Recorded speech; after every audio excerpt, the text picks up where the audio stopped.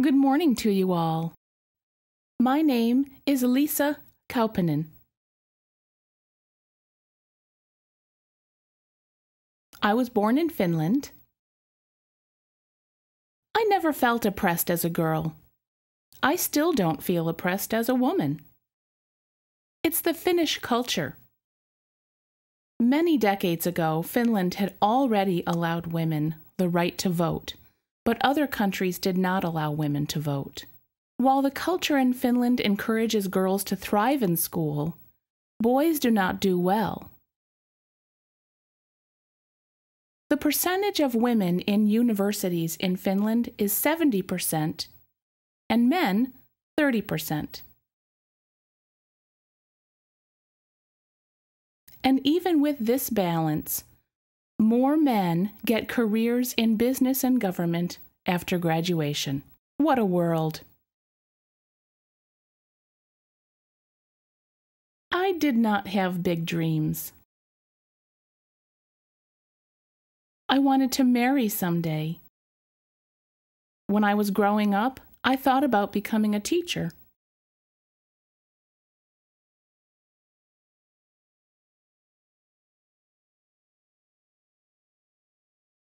My first job was at a bank. After graduation, I became a program officer.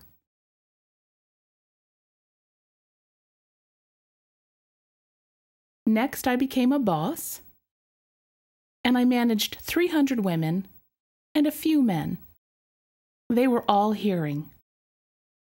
And then the Finnish Association for the Deaf, FAD, it's like the NAD.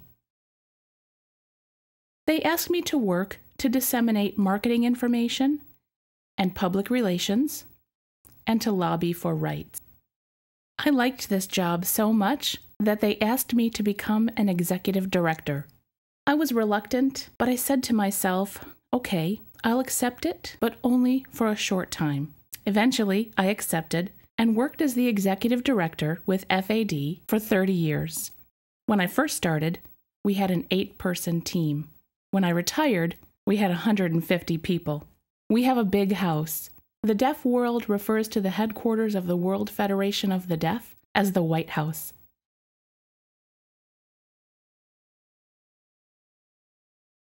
My grandmother was a strong woman and very brilliant. She was a good leader for our big family. She managed our big farm with grace. A woman's identity was what we had in common. It's how I could relate to her. Many deaf Scandinavians were good leaders. Before I worked as the executive director at FAD, hearing people expressed doubts such as how I could handle talking on the telephone. Scandinavians challenged this and claimed that deaf people needed deaf leaders. That fact alone gave my self-esteem a boost. This example reflects the Scandinavian culture about excellent work ethics. SpaghettiOs. Open it with a can opener and drink it.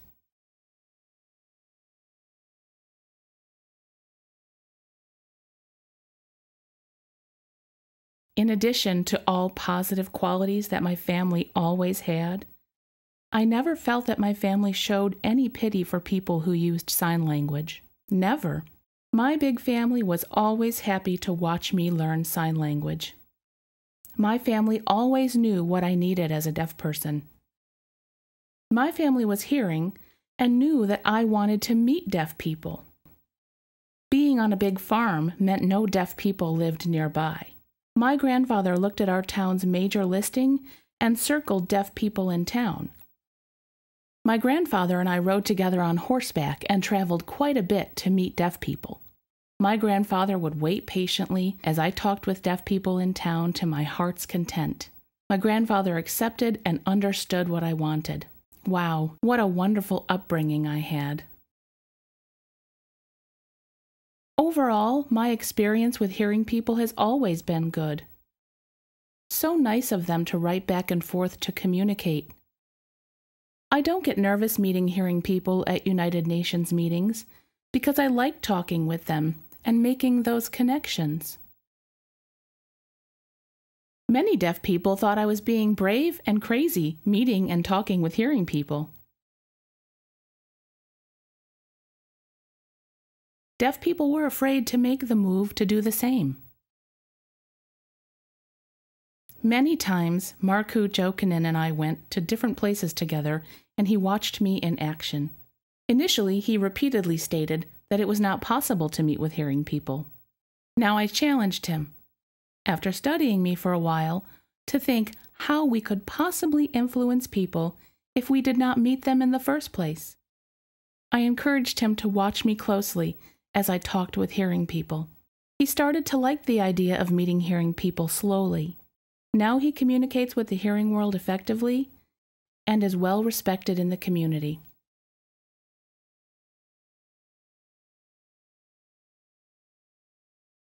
A lesson in breaking the glass ceiling. Can boys help us break the glass ceiling? No. We women must do it ourselves, but it's hard. Why? I ask myself, why doesn't the glass ceiling always break? We need to understand culture. Do women accept something that is less of them? No. Do women accept the kind of life that they do not deserve? No. Women have big plans. Don't settle for something that is less or different from what we expect. Cultures are different all over the world, and I often wonder how we can change them.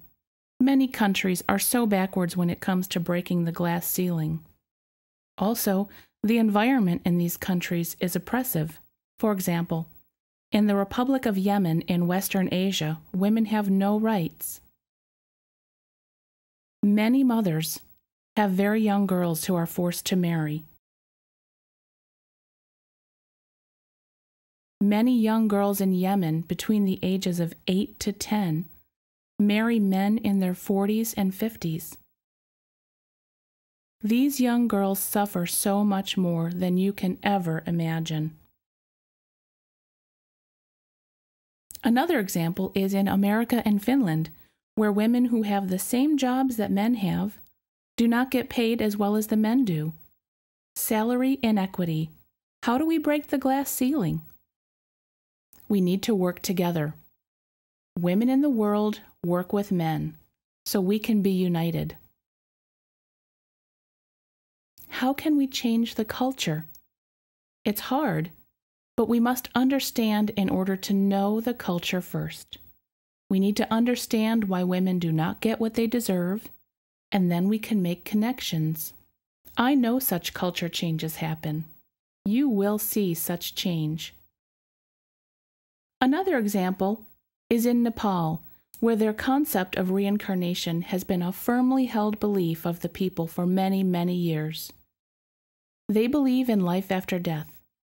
Their way of thinking is that if a person was bad in a previous life, that same person will be deaf today because of punishment based on those actions.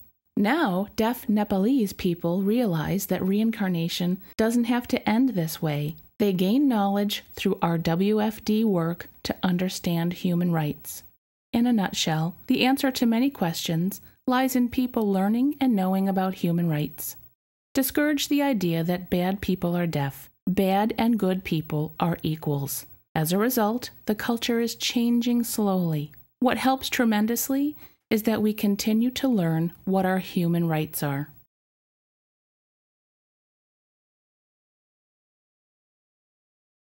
My experience from growing up is that I played more with boys.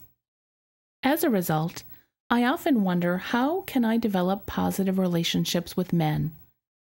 I draw from this good experience because not many girls were interested in playing with me. The more I played with the boys, the more I started to understand how they thought, behaved, and what they wanted. I know from growing up with them that there is no big gap between little boys and men. In fact, it's easy for me to work with them because I feel that they are my good partners. I do not think that we are just men and women, but instead, we work together as partners.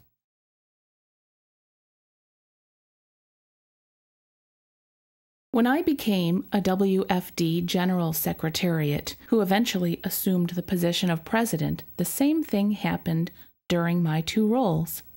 I noticed many deaf women were happy to say, over and over, "Women power." I didn't fully understand why their reaction was so strong. When I became the General Secretariat in 1987, I thought that we all felt that we were equals since we were young. As I traveled extensively for work, I met many deaf women, and only then did I understand their strong reaction. Women needed role models because their living situations were so bad. I learned a great deal. It was a humbling experience, and after much self-reflection, I wanted to solve their problems. It was hard, but I studied and researched hearing women's organizations and their programs.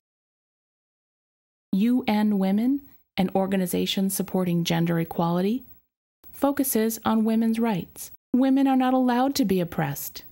I kept learning about their programs. In order to eliminate oppression, I started educating deaf women all over the world. Also, I had to find funds for their programs. It was very hard work.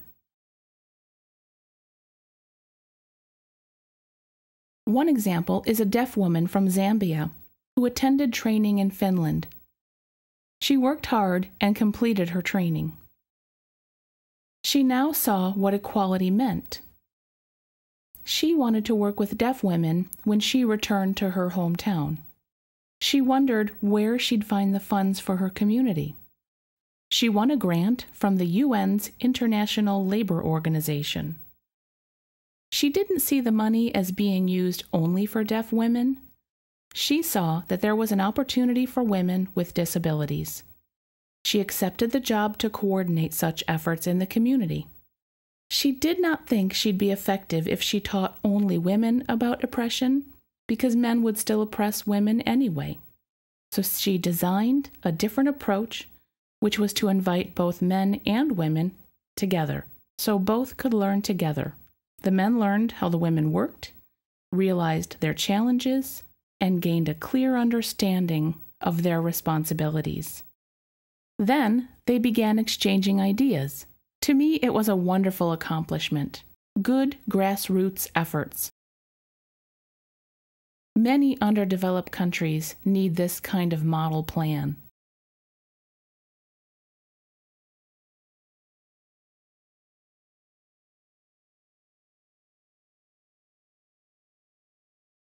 If we only taught women what good and powerful leaders they were, it would not work.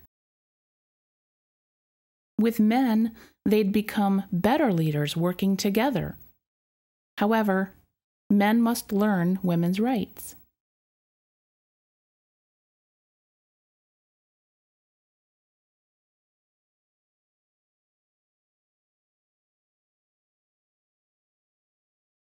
WFD has a General Assembly every 4 years. We are aware of oppression and must participate in WFD where sign language is clearly oppressed in developing countries. All of us are aware of this great need. It is important to be involved in WFD. Once, a man from Denmark and myself, a woman from Finland, came together for WFD elections at the General Assembly. Most delegates were male. Surprisingly, they voted for me. To be clear, men voted for me, a woman. The candidate from Denmark lost. It was unexpected. The next WFD General Assembly occurred 4 years later. For the position of a General Secretariat, I ran against a male opponent for elections. Most of the delegates were men. This male candidate had 0 votes, and I won to become General Secretariat once again. When I ran for presidency, it happened again. I was campaigning against a male opponent for the WFD presidency. Once again, nearly all of the delegates were male. This man got very few votes, whereas I won the majority of votes, and so I became president. So it's seen as a stepping stone. They can see that equality is important. More important, Good work is hard-earned, so people vote with confidence. WFD delegates should be applauded for this victory.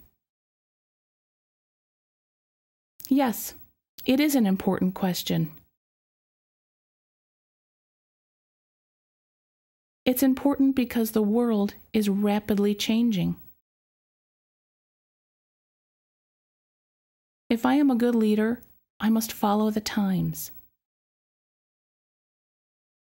For instance, leadership has its own philosophies, like Socrates. How to lead, how to view the world, and delegate responsibilities in order to accomplish goals.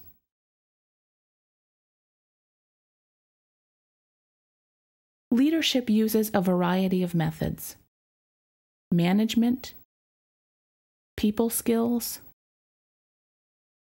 knowledge. A leader needs to be familiar with issues by studying them and doing homework.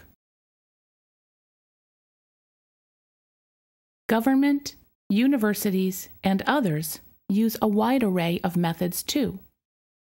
I must study their methods so that I can understand and collaborate with them. Additionally, if we share the same language and I understand the people and their methods, then we can collaborate together. Not only that, but I must also learn how to analyze myself by interacting and collaborating with other people. I watch how they behave and communicate. In this way, I can learn and understand how to relate better with them. As you know, technology is moving at a fast pace. We follow the times and are moving with the world. It is important to be aware of this. One must know what occurs in the world and apply that knowledge. As well, a leader must understand different ways of thinking from a global perspective. There have been sociological and other non-governmental analyses that can influence the world. How is it happening? How is it changing? In order to follow their ways, one needs to think objectively and be aware of cultural change.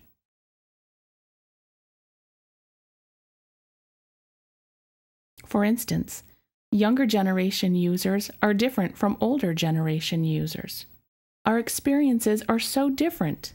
They are born with technology and are natural at learning new technologies, while older generations are not so well adapted to this technological approach. So one needs to think carefully and know their ways, different ways of thinking, that is. For example, the United Nations Convention on the Rights of People with Disabilities has raised a point, a way of thinking that is a new way of thinking. All people are equal. Everyone is different. Disabled, women, all other diverse groups are equal. That is a valid point. Disabled groups have problems, yet it's important to recognize their equality, not their disability. Regardless, we are all equal. We have to think, and think. It's hard. One learns about the government and others by understanding their ways of thinking. It's challenging. For example, United Nations Convention on the Rights of People with Disabilities does not have wording for special education. Nothing. Absolutely nothing. Do deaf people need special education? No. We think alike. We are equal. Educating in different ways is an equal opportunity everywhere. It is the same all over the world. This has raised a new way of thinking about equality. As for employment, men earn a higher salary than women in spite of their same job position and title.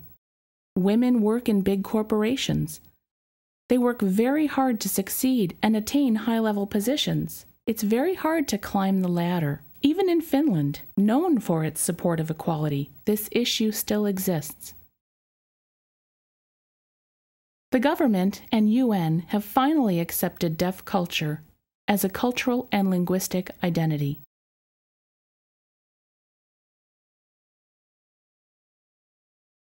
They recognize this importance, which makes the deaf community feel proud and jump with joy. This is a positive change. I feel like my life is good. I'm having a good time. It's such a wonderful feeling. At the last United Nations Convention on the Rights of People with Disabilities Assembly meeting, I was nervous before the whole delegation. I was worried I might fail. We submitted a proposal outlining articles relating to deaf people and their rights. The delegation accepted it without question, and the swift pound of a judge's gavel was used to acknowledge its passing. What happened, you ask? All the delegates, all 800 delegates from different countries congregated and waved their hands all over the delegation room. When I saw it, I was deeply moved by this powerful gesture. It felt so good.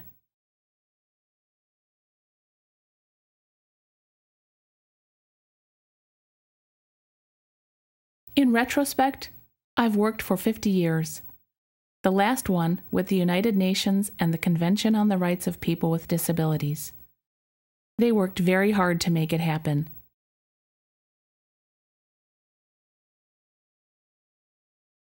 For many years, the government denied the recognition of sign language as a language.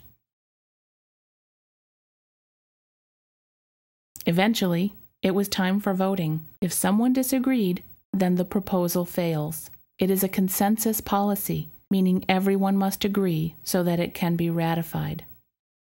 They voted and passed it. Now sign language is accepted as a true language. It is official. Deep down inside, I was dancing with pure joy. Now the world accepts sign language.